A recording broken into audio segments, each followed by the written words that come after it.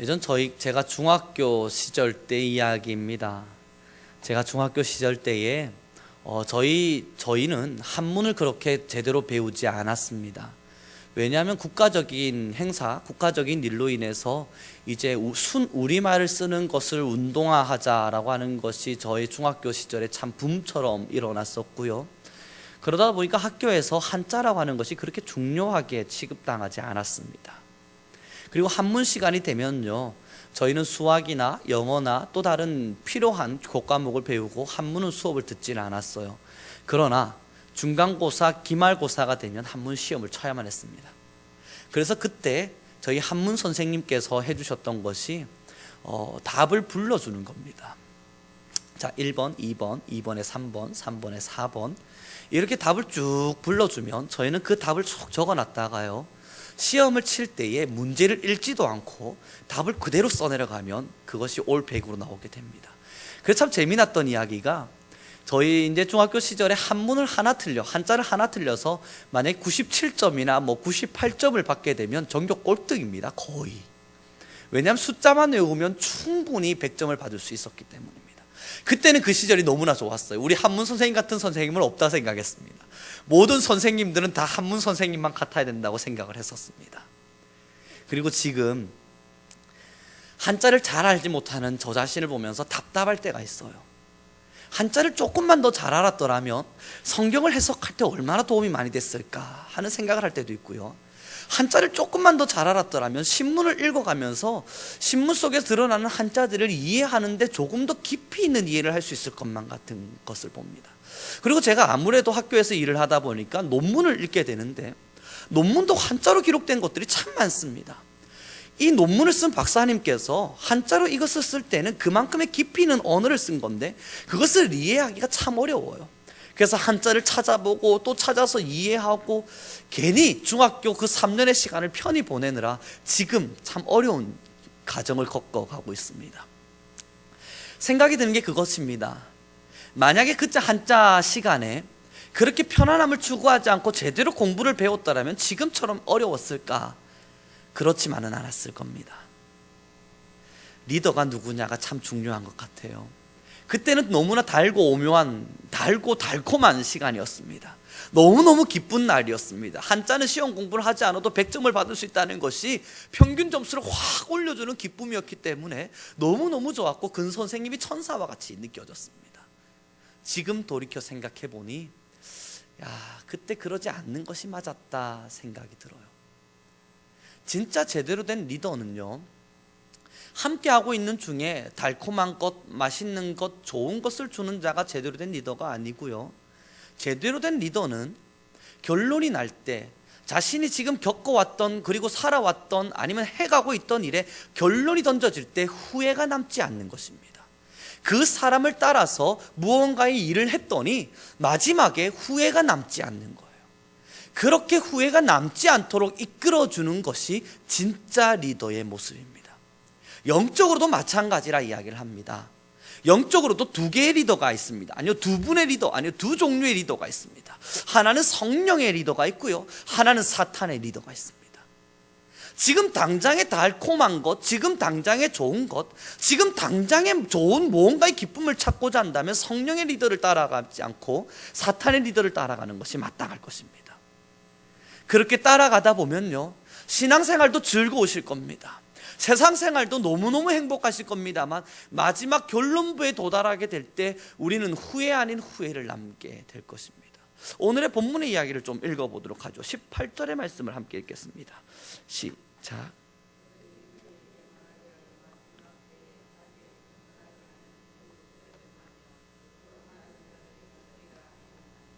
이 본문에는 어떤 이야기를 다루고 있냐면요, 마지막 때가 이를 거랍니다. 그 마지막 때가 되면 어떤 현상이 일어나냐면, 경건하지 않은 정욕대로 사는 성도들이, 경건하지 않은 정욕, 자기가 원하는 마음대로 살아가는 성도들이 성령을 따라 살아가는 성도들을 조롱한다는 겁니다. 그렇게 조롱을 하면서 뭘 하냐면 19절에 이렇게 고백합니다. 이 사람들이 분열을 일으킬 것이다. 그러나 이 사람들은 육에 속한 자이지 성령에 속한 자가 아니라 설명을 하는 것입니다. 사랑하는 우리 성도 성도 여러분, 오늘의 이 본문의 말씀에 조금 더 집중을 해주시기 바랍니다. 마지막 때 주님께서 다시 오실 어느 한 그 순간이 되어지면 교회 안에 분열이 일어나게 될 것이라는 겁니다. 그 분열이 누구로부터 일어나냐면 성령 아니 성도들에 의해서 일어나게 되는데 두 분류의 성도 때문이랍니다. 자신의 경건하지 아니한 정욕대로 살아가면서 성령대로 살아가는 자들을 비아냥거리고 조롱하고 멸시하는 자들, 그들로 인해서 교회가 분열이 되어질 거라는 겁니다. 성경은 이야기합니다. 그들을 조심하라고요. 그들은 육에 속한 자이지 성령에 속한 자가 아니라 그럽니다. 성령에 속한 자는요, 정욕을 제어합니다. 성령 하나님께서 우리 속 안에 정말로 존재하고 계신다면요, 우리 마음 안에 있는 정욕이 제어될 수밖에 없습니다. 영은 하나입니다. 영이 하나인지라 하나로 채워지면 다른 것은 비켜나가야 하는 것입니다. 원래 우리는 정욕을 따라 살도록 만들어졌습니다. 우리는 태어났을 때부터 지금의 인생을 살아가고 삶을 살아가면서 어쩔 수 없이 정욕을 따라 사는 것을 즐거워하며 살아왔습니다. 그러나 신앙을 배웠고 하나님을 알았고 말씀을 익힘과 동시에부터 이 정욕을 제어하는 법을 배워갑니다. 교회 안에서 무엇을 훈련하셨나요? 하나님의 말씀으로 우리는 무엇이 단련되어졌나요? 바로 이 정욕을 제어해서 사탄이 우리에게 틈을 타지 못하도록, 사탄이 우리의 마음을 우리 마음대로 사용하지 못하게 하기 위해서 우리는 그 많은 것들을 훈련해 왔습니다. 말씀을 배웠던 것은요, 사탄이 우리의 마음을 조정하지 못하게 하는 그 힘을 배운 것입니다. 정욕이라 말하는 것은 무절제하게 자신의 가욕과 욕심을 따라 살아가는 삶이라 평가합니다. 사랑하는 우리 성도 여러분, 정말 우리 안에 성령이 충만하다면 이제 우리 속 안에 있는 정욕들은 점점점 사라질 것입니다. 정말로 성령이 우리 안에 충만하다면, 성령이 충만하면 충만할수록 정욕이 사라지고 영의 것을 사모함이 일어나게 될 것입니다. 오늘 우리는 찬송가를 불렀습니다. 184장을 우리 한번 보도록 하겠습니다. 찬송가 184장 함께 불렀던 찬양입니다. 그 찬양에 얼마나 아름다운 가사가 기록되어 있냐면요, 이런 가사가 기록되어 있습니다. 불길 같은 주 성령이여 강구하는 우리에게 지금 강림하여 주셔서 주의 성령의 영광을 보여주소서. 이제부터 너무 중요합니다. 성령이여 임하사 우리 영의 소원을 만족하게 하소서. 성령이여 임하사 우리 영의 소원을 만족하게 하소서. 기다리는 우리에게 불로써 충만하게 하소서. 이 찬양의 핵심이 어디에 있냐면요, 기다리는 우리에게 영의 소원을 허락해 달라는 것입니다. 성령이여 임하셔서 우리의 영의 소원을 만족하여 주옵소서. 우리의 영의 소원이 무엇입니까? 사도 바울이 로마서 7장을 통해서 말하지 않습니까? 내 속 안에는 하나님의 법과 육체의 법이 싸우고 있노라. 오라 나는 공고한 자로다. 내 안에 이 두 개의 법이 싸우고 있으니 나는 어찌할까? 사도 바울의 이 고백을 우리는 기억해야 합니다. 영의 소원이 무엇이냐고요? 성령대로 살아가고자 하는 그 마음입니다. 하나님의 뜻, 정욕을 제어하고 육신의 때를 살지 않고 육신의 마음을 버린 채 하나님의 뜻을 따라 살고자 하는 갈망과 갈급입니다. 성령이 임재되어지면 우리의 영혼의 소원을 만족해 줄 것입니다. 우리 안에 성령이 임재되어지면 우리의 영혼의 소원이 만족되어질 것입니다. 그러므로 베드로전서 2장 11절의 말씀을 보면요, 사랑하는 자들아 거류민과 나그네처럼 너희는 육체의 때를 살지 아니하고 하나님의 뜻을 따라 육체의 정욕을 제어하라 말하고 있습니다. 하나님의 뜻이 무언가요? 정말 우리를 향하시는 하나님의 뜻이 무엇입니까? 어렵게 생각할 것이 없습니다. 육체의 정욕을 제어하는 것입니다. 육체의 정욕. 이 정욕이 제어되는 것이 바로 성령입니다. 교회 안에 두 부류가 나타날 것이랍니다. 육체를 따라 그저 즐거움과 자신의 편의와 지금 당장의 쾌락과 혹은 지금 당장의 달콤함을 따라 살아가는 신앙인들, 또 다른 부류가 나타나게 될 거랍니다. 그 달콤함이 지금은 겪지 못할 어려움이 될지라도 어려움 길을, 좁은 길을 선택하며 성령을 따라 살아가는 사람들. 그런데 마지막 때가 되면요, 이렇게 쾌락을 따라 정욕을 따라 육체의 마음대로 살아가는 자들이 성령을 따라 살아가는 자들을 조롱하게 될 것이랍니다. 우리 성민교회 안에는 성령을 따라 살아가는 자들이 넘쳐나기를 바랍니다. 정말로 성령의 충만함을 입어서 성령을 따라 살아갈 수 있는 우리가 되기를 소망합니다. 우리 모두의 삶 속에는 육체를 제어할 수 있는 힘이 있기를 바랍니다. 사도 바울과 같이 두 개의 법이 싸우고 있을지라도 육체의 법을 짓누르고 성령의 법으로 충만한 우리 교회가 되기를 간절히 소망해 봅니다. 그러므로 베드로전서 4장 2절의 말씀을 저희는 함께 해보도록 하겠습니다. 베드로전서 4장 2절의 말씀에 이런 이야기가 기록되고 있습니다. 그 후로는 다시 사람의 정욕을 따르지 않고 하나님의 뜻을 따라 육체의 남은 때를 살게 하려 함이라. 성령이 우리에게 임재하고 믿음이 우리 안에 임재된 후에는 사람의 정욕을 따르지 아니하고 이제 육체의 남은 때, 우리의 인생의 마지막 남은 그 순간까지 하나님의 뜻을 따라 살려 하노라. 축복합니다. 성령이 충만함을 입었다는 것은요, 우리가 기도하는 무언가마다 다 족족족 들어지는 엄청난 권세와 권능을 가진 것이 아닙니다. 베드로가요, 성령을 가지고 성령의 힘을 입어서 병든 자, 아픈 자들을 고쳐주고 있을 때 시몬이라고 하는 한 명의 사람이 그것을 돈을 주고 살려 했습니다. 이유는 그 권능이 필요했기 때문입니다. 성령을 받아서 자기도 병든 자를 위해 기도했더니 낫기를 바랬고, 성령을 받아서 그 자도 뭔가의 기적을 일으키기를 원했었습니다. 그러나 성령의 절대적인 기능은 우리를 육체의 이 정욕에서 깨끗게 하는 것입니다. 우리가 지금 성령을 사모해야 하는 이유는 우리 안에 지금도 여전히 정욕이 남아있기 때문입니다. 우리가 날마다 기도하면서 성령 하나님 제발 나의 영혼 안을 채워주옵소서 간절히 구해야 하는 이유는 여전히 우리는 육체의 때를 살아가고 있기 때문입니다. 이 육체의 때를 살아가면서 여전히 정욕 안에서 살아가고 있고 욕심과 욕망과 자신의 그 가욕을 위해서 살아가고 있기 때문입니다. 이 성민교회 안에서 무엇을 배우기를 원하시고 또한 어떠한 하나님의 말씀을 듣기를 원하시나요? 우리 성민교회 성도님들의 영혼은 지금 무엇에 갈급해하고 있습니까? 하나님의 말씀, 주의 뜻을 따라 살고자 하는 갈급함이라면 이제 우리 성민교회 성도님들에게 성령 하나님께서 임재하실 것입니다. 그 성령 하나님의 임재가 우리에게 간절히 임해질 때 우리는 하늘의 영광을 볼 겁니다. 하늘에 속한 자의 삶, 땅에 속해 있으나 땅의 것들을 사모하지 아니하고 땅의 것을 살아가고 있으나 땅의 것에 욕심을 부리지 아니하면서 땅의 모든 것들을 내려놓고 진실로 하늘에 속해 살아가는 자의 삶, 그것이 바로 성령 충만한 자의 삶입니다. 나는 죽고 예수로 사는 사람이라는 말이 있습니다. 나는 죽었다는 말은 원래부터 지금까지, 태어났을 때부터 지금까지 살아왔던 내 인생의 것이 죽었다는 것입니다. 그리고 예수로 살아간다는 말은 이제 나의 안에 주의 말씀만 채워냈다는 것입니다.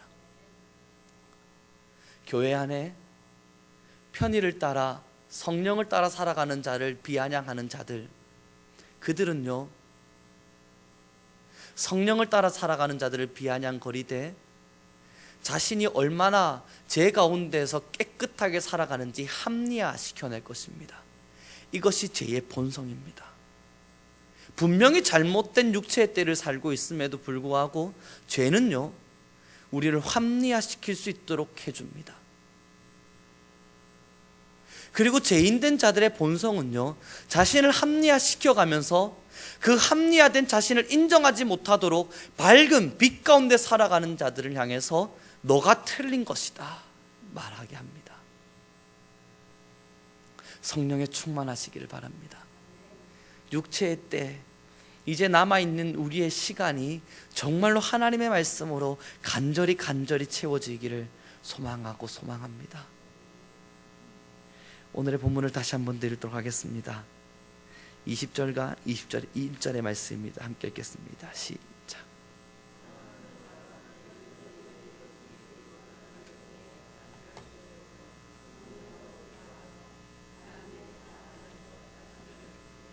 영생에 이르도록 우리 주 예수 그리스도의 긍휼을 기다리라.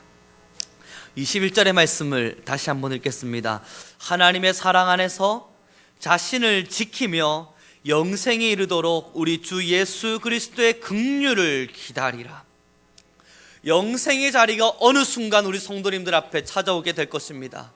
그때까지 우리 성도님들의 영혼을 지켜주시길 바랍니다. 그 영혼의 지킴은 하나님의 사랑 안에서 자신을 지켜내는 것인데, 누군가 육체를 따라 정욕을 따라 살아가면서 성령을 따라 살아가는 우리 성도님들을 비아냥거리거든 기억하십시오. 우리가 틀린 것이 아닙니다. 누군가가 육체의 정욕을 따라 마음껏 신앙생활 해가면서 이렇게 편리하고 편이한 신앙생활이 옳은 것이라 말하거든 기억해 주십시오. 그것이 틀린 것입니다. 우리는 그것을 따라 살아가지 말아야 하며 그것을 본받지도, 그것이 좋은 것이라 여기지도 않아야 합니다.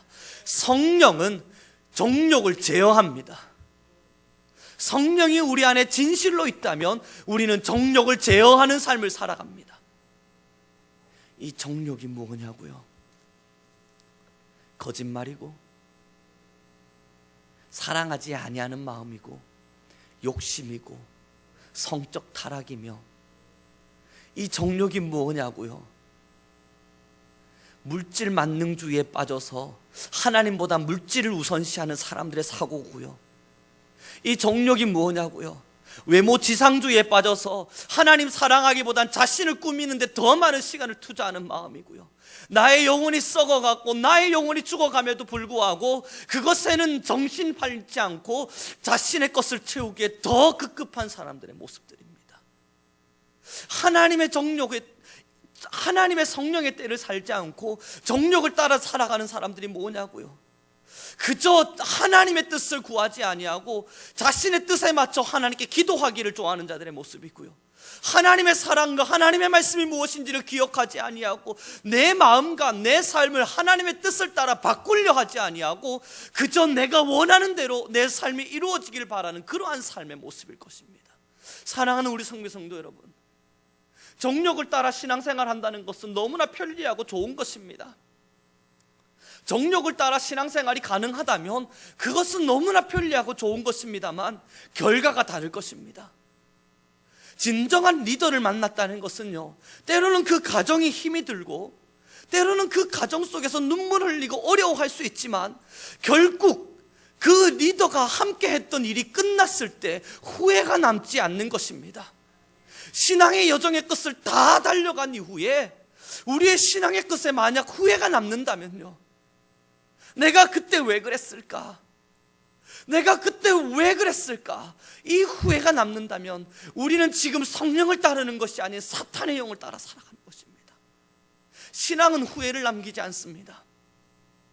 우리의 마지막 때에는 절대 후회가 남지 않아야 합니다. 때로는 하나님 앞에 서는 것이 진실로 우리에게 주어진 축복이어야만 합니다. 오늘 뉴스 기사 하나를 읽었습니다. 오래전에 있었던 뉴스의 이야기인데, 엄마와 아빠와 아들이 차를 타고 운전해 가다가 미국에서 있었던 일입니다. 교통사고가 났습니다. 뒷좌석에 있었던 아빠와 아들이 있었는데 그 뒷좌석을 그대로 치는 바람에 아빠는 그 자리에서 즉사를 했고요, 아들은 너무 심각한 상태의 중태에 빠졌습니다. 엄마만 깨끗하게 살았어요. 그들은 예수님을 믿던 교회에 가서 봉사하고 돌아오던 길에 그렇게 교통사고가 났습니다. 엄마가 하나님께 기도를 했답니다. 하나님, 이 아들만은 좀 살려주십시오. 이 아들만은 제발 살려주십시오. 기도를 했답니다. 그리고 2주가 지난 후에 내사 상태에 빠져 있었던 아들이 다시 정신을 차리기 시작했습니다. 엄마는 고민했습니다. 아빠의 죽음에 대해서 어떻게 말을 해야 될까? 자신의 아빠가 어떻게 죽었다, 이제는 너가 아빠를 만날 수 없다는 이 사실을 어떻게 설명하고 어떻게 말해야 될까 고민하고 있을 때 아들이 엄마에게 말했답니다. 엄마, 하나님께서 2주간 내가 아빠와 있을 수 있도록 해주셨어. 나는 지금 2주 동안 천국에서 아빠와 지내다가 왔어. 그러면서 그 엄마는요, 그 아들과 함께 울며 하나님께 감사의 기도를 드렸답니다. 그 아들이 9살이었는데 이제 시간이 흘러서 17살이 됐대요. 저도 그 아들이 지금 이제는 어떻게 하고 있는지 모르지만 뉴스 기사를 통해서 잠시 읽었습니다. 지금도 참 귀한 신앙의 길을 그는 걷고 있을 것이라 저는 확신합니다. 천국에서 기다리고 있을 자신의 아버지를 그는 마음에 품고 있을 테니 말입니다. 그는 천국의 소망을 맛보았기 때문에, 천국의 진실함을 그는 맛보았기 때문에 절대 육체의 때를 살지 않을 것입니다. 육체의 정욕을 따라 살기를 원하지 않을 것입니다. 아무리 어렵고 아무리 힘든 신앙의 길이라 하더라도 그는 성령을 따라 살기를 원할 것입니다.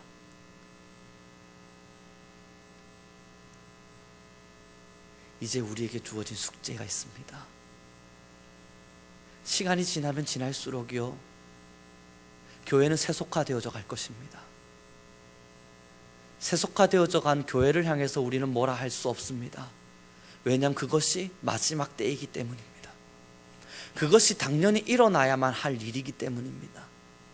그러나 세속화되어져 가는 교회를 보면서 뭐라 하지 못하더라도 세속화되어져 가는 자기 자신을 보면서 돌이킬 수는 있습니다.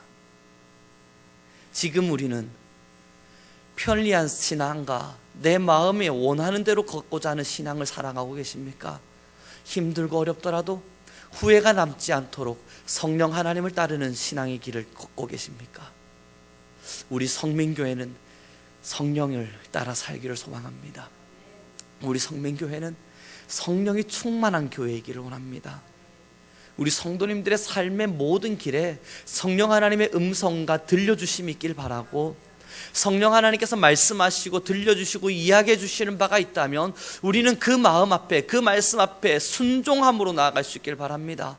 때로는 나의 육체의 정욕을 쉼없이 제어해야 될 만큼 엄청난 고난으로 찾아오더라도, 때로는 당연히 욕심부리는 것, 당연히 싸우는 것, 당연히 내가 이 정욕을 따라 사는 것이 마땅해 보이는 순간이 찾아오더라도 그럼에도 성령을 따라 살 수 있기를, 절대 사탄의 유혹 앞에 넘어지지 않기를 우리 모든 성민교회 성도님들에게 축원합니다.